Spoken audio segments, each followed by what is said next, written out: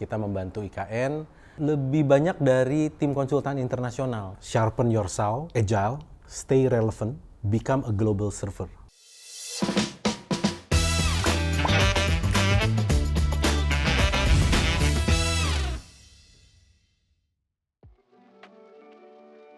Saya Sibarani Sofyan, saya lulusan arsitektur, mengambil master degree di Urban Design Development.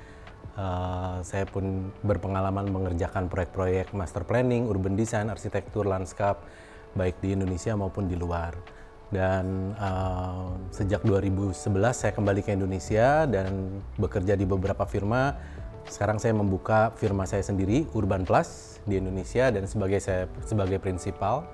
Dan juga kesibukan akhir-akhir ini saya menjadi ketua dari Ikatan Ahli Rancang Kota Indonesia. Proyek dari swasta, developer, tapi juga ya tentunya saya banyak membantu di IKN ya. Ya tentunya setelah sayembara 2019 kita membantu IKN, terutama Kementerian PUPR, dan beberapa waktu di tahun ini saya juga membantu di Otorita Ibu Kota Nusantara. Tetapi sesungguhnya latar belakang kami atau saya dan tim itu sebetulnya lebih banyak dari tim konsultan internasional. Jadi di tahun 2011 itu saya pindah ke Indonesia setelah hampir 10 tahun berada di luar negeri.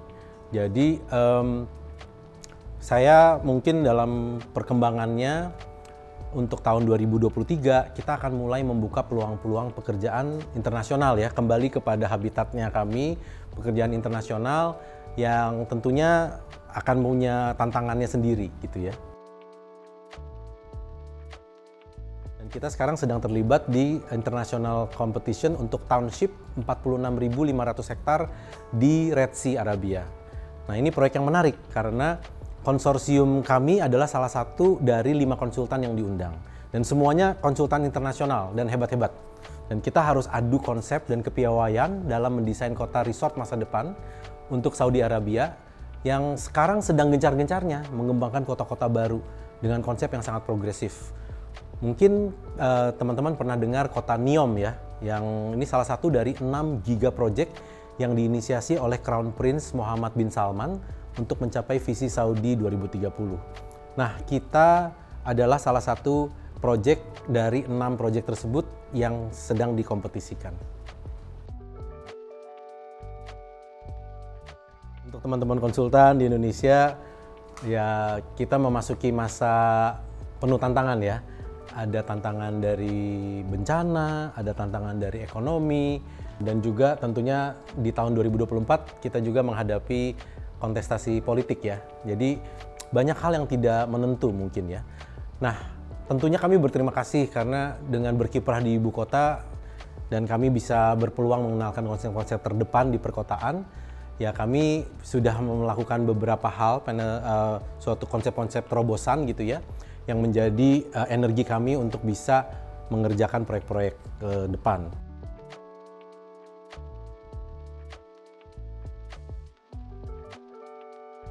Untuk teman-teman perencana, perancang, arsitek, landscape designer, dan juga konsultan pada umumnya, ada beberapa kata-kata favorit yang saya selalu terapkan di dalam praktis saya.